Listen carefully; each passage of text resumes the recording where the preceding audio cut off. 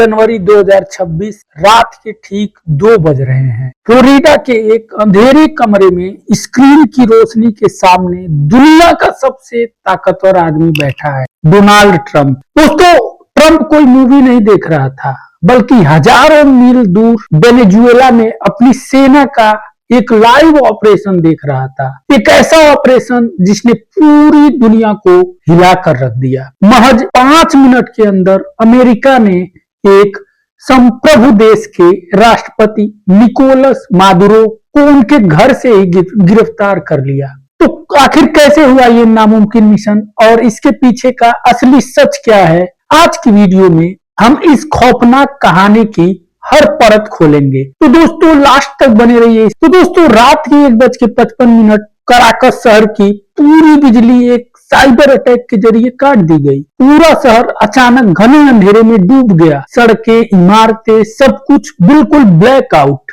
ठीक उसी पल अमेरिकी V-22 ऑस्प्रे एयरक्राफ्ट वेनेजुएला की एयर स्पेस में दाखिल हो चुके थे। अमेरिका डेल्टा फोर्स के कमांडोज रस्सियों के जरिए मादुरो के महल की छत पर उतरे। दोस्तों, यह वही एलिट फोर्स है जिसने उसामा बिन लादेन और अबू बकर अल बगदादी को ढूंढा था। नाइट विजन गॉगल्स, साइलेंसर लगी राइफलें और सैटेलाइट से लाइव कनेक्शन। खिड़की के रास्ते सीधे वे मादुरो के बेडरूम में दाखिल हुए। जब तक मादुरो को समझ आता कि क्या हो रहा है, 5 मिनट 47 सेकेंड, बस इतना वक्त लगा दोस्तों पूरे ऑपरेशन में। ट्रंप ने दोस्तों बाद में कहा, यह बिल्कुल टीवी शो देखने जैसा था, बेहतरीन एग्जीक्यूशन। तो दोस्तों, असली सवाल यह है कि यह कोई शो नहीं था, यह अंतर्राष्ट्रीय कानून की एक खुली अवहेलना थी। एक संप्रभु देश में बिना युद्ध घोषणा के सैन्य हमला। तो दोस्तों, सवाल आता है, अमेरिका ने ऐसा क्यों किया?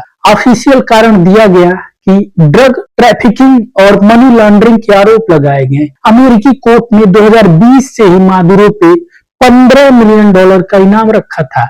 लेकिन अगर आप गहराई से देखेंगे तो इसके पीछे एक ही शब्द छिपा है, तेल।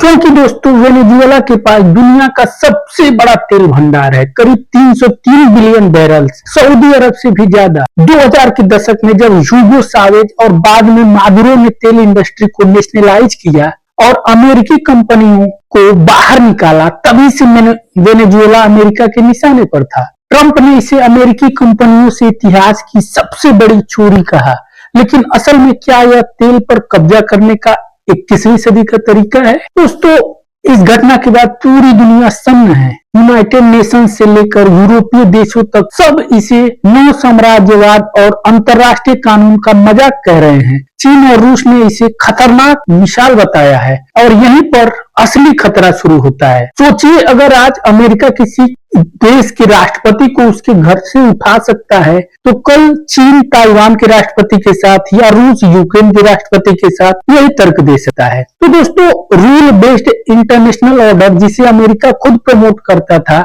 उसे खुद ही तोड़ दिया गया है। और हैरानी की बात यह है कि दुनिया भर में मशहूर देश इस पर कोई भी मजबूत बयान नहीं दे रहे हैं, अमेरिका की आलोचना नहीं कर रहे हैं। यह बिल्कुल दोस्तों हैरानी की बात है। दोस्तों, कुछ विश्लेषक इसे ट्रंप की घरेलू परेशानियों से ध्यान भटकाने की कोशिश भी मान रहे हैं, एप्स्टीन फाइल्स, कोर्ट केस विवाद। लेकिन दोस्तों, कारण जो भी हो, एक बात तय है, इस एक कदम ने दुनिया की राजनीति को हमेशा के लिए बदल दिया है। हम एक ऐसे युग में प्रवेश करने जा रहे हैं जहां ताकत ही कानून है, जहां जिसकी लाठी उसकी भैंस वाली कहावत अंतर्राष्ट्रीय राजनीति में लागू हो रही है। तो दोस्तों, आपको क्या लगता है, क्या किसी संप्रभु देश के राष्ट्रपति को इस तरह गिरफ्तार करना सही है? चाहे आरोप दोस्तों कुछ भी हो, क्या यह न्याय है या ताकत का दुरुपयोग है? और सबसे बड़ा सवाल, क्या छोटे देश अब सुरक्षित नहीं हैं? क्या उनकी रक्षा करने के लिए कोई देश आने वाला नहीं है? यूनाइटेड नेशंस उनकी रक्षा नहीं करेगा? तो दोस्तों, अपने जवाब कमेंट बॉक्स में बताएं